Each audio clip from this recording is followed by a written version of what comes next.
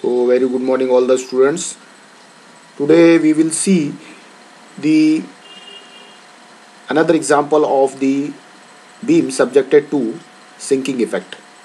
So as shown on the screen, there is a continuous beam of span ABCD. ABC is there, having support B is sink by 5 mm. So let us see how to solve this numerical. So based on this, as we have already solved the numerical in our last lecture, so based on the same, we have to initially write the unknown degree of freedom, DOKI, unknown degree of kinematic indeterminacy. So here we will start writing the unknown, that is 1. We have to calculate the unknown at point B and at point C. So unknown will be at point 1 and 2.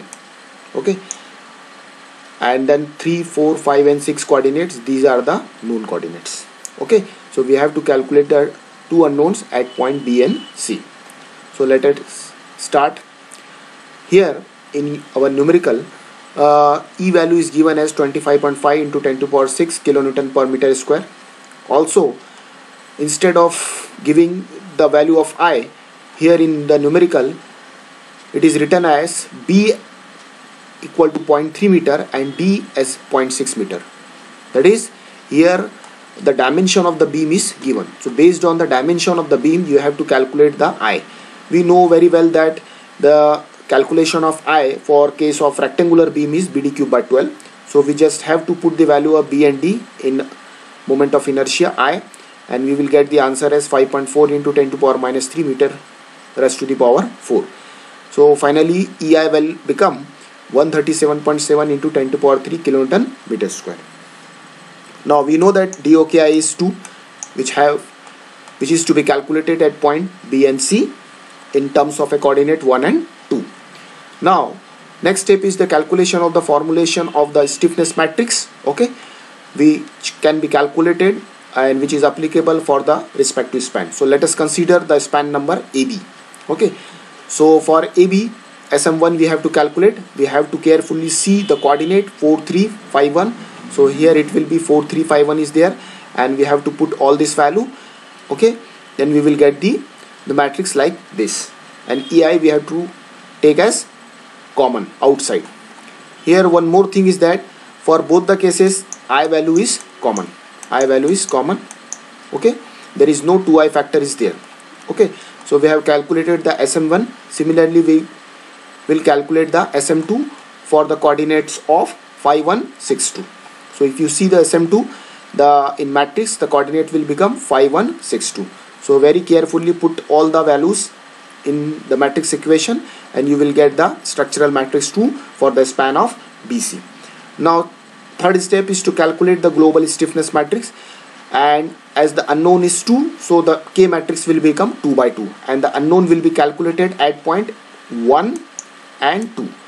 Okay, at the coordinate 1 and 2.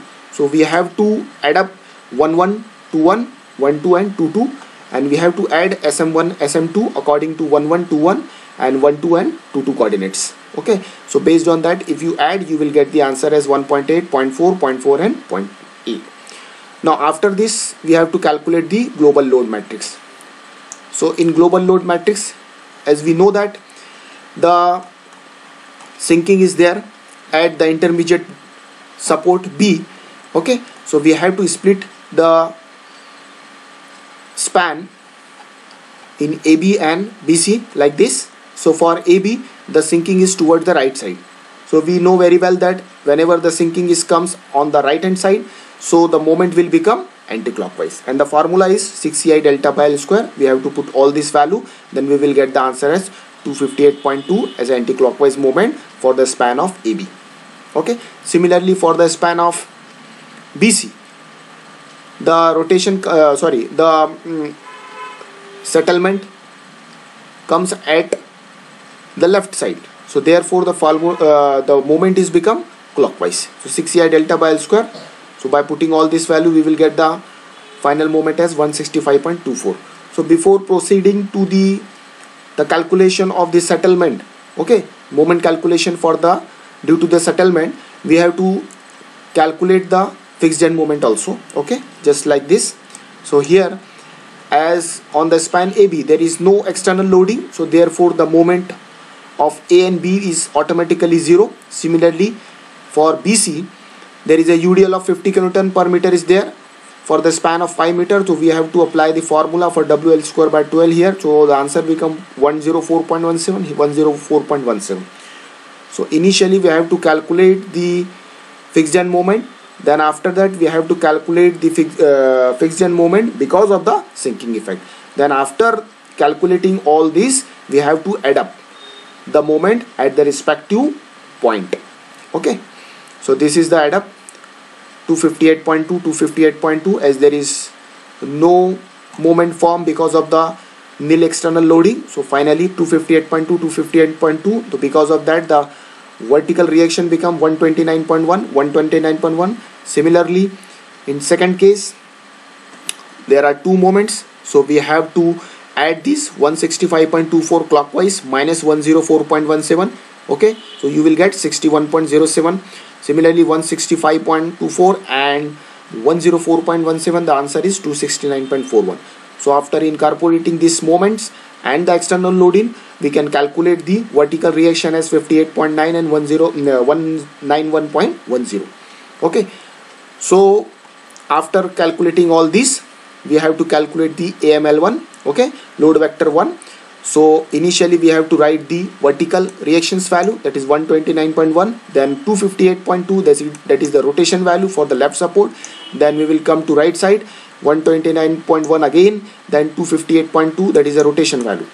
Then for the case of the span BC, we have to consider the vertical reaction V, then 61.8 as it is going clockwise. But if you write this value in matrix form, the sign convention become anti-clockwise, that is minus. So therefore the rotation value will be minus 61.07. Then 191.1, that is the vertical reaction on right hand side. Again 269.41 comes as a clockwise, but while writing in the matrix form, the sign convention will become minus. So it will be equal to minus 269.41, that is a rotation value. So VR, this combination of this chain you have to understand. Okay, you have to consider for always consider for calculating the AML1, AML2 and so on. Then we have to calculate the force coordinates at the respective unknown point. So the unknown point is the joint B. So at joint B, this is comes out to be at 258.2, okay, and 61.07. So finally the answer will become minus 197.13. as it is going anti-clockwise, it is going clockwise. And always remember, AFC is not a matrix. Okay, so whatever the value or whatever the sign convention there, you have to put as it is in your AFC coordinate. Okay, so minus 258.2 plus 61.07, the answer is 197.13. Similarly, at right hand side, that is at point D, it is 269.41 clockwise. So answer will be 269.41. Okay, that is a positive. Then the next step is the calculation of displacement. K into DF into AF is equal to AFC. So K matrix, whatever the K matrix we have calculated in previous step, we have to put here. Then DF, unknown value, we have to put here. Then AFC, that is we have already calculated. Then we have to put this value here. And then by solving the simultaneous equation for the two unknowns in our calculator, we will get the DF1 at DF1 and DF2. So two unknowns will be formed or will be calculated at the respective this joint B and C in terms of or in the form of EI. Okay, so by putting this EI value, we already know that this EI value we have already calculated in step number 1. So just put this value in this denominator, then we will directly get the DF displacement value for B and for C. Then final moment and the member forces calculation, the formula is AM is equal to AML1 plus SM into DF. So carefully we have to see the AML1 matrix here, and we have to put the SM1 matrix here and DF1 matrix. So for SM1 the coordinates was 4 3 5 1, out of which 4 3 5 1s are the coordinates that are the known coordinate. Therefore here the value of DF will be 0 for 4 3 5, but 1 was the unknown coordinate. Okay, that was calculated in the previous step. So we have to put this value as per our previous step, that is 2 minus 207.4 here, and then after adding and multiplying this matrix in calculator, we will get the final output as 51.32, then 154.5 minus 51.32 and 50.8. That is a AM1. Similarly AM2, we have to put the value for the second load matrix, then we have to put the second SM2 matrix and this DF. So here the second coordinates was 5 1 6 2, like this. Okay, out of which 5 and 6 are the known coordinates, and 1 and 2 we have already calculated. So we have to put 5 instead of in place of 5 and 6 we have to put 0, because these are the known coordinate, and 1 and 2 we have calculated in the previous step, so that value we have to put here. Okay, and then accordingly we have to add and multiply this matrix in calculator and get the final output as 114.83 minus 50.81, 135.16 and 0. Okay, and after getting this value you can easily plot your bending moment diagram. Okay, so by this you can see that this 50.8 and here this minus 50.8, these two value will show you that at the intermediate joint B these two moment will be formed. This is responsible for vertical, this is responsible for rotation, then vertical and rotation. Again here vertical, rotation, then vertical and rotation. So this 50.8 and this minus 50.8, these two moment will become at joint B, one in positive form, one in negative form, and the summation of the effect will become 0. So by this way we can easily understand that our numerical is right. Okay, so I have not plotted the bending moment diagram in this case, so you can plot the bending moment based on the final output. Okay, so this type of numerical is also asked in your examinations. Okay, for about 14 marks.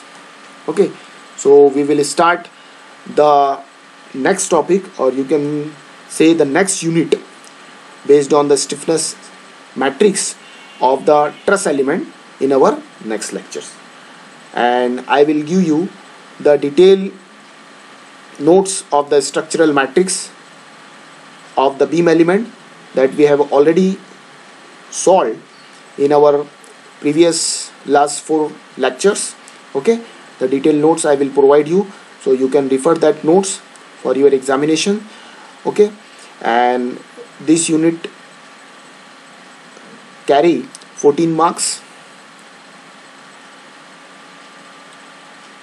and based on that you have to solve the assignment which I will give you in the coming week. Okay, so thank you for your kind attention. Thank you.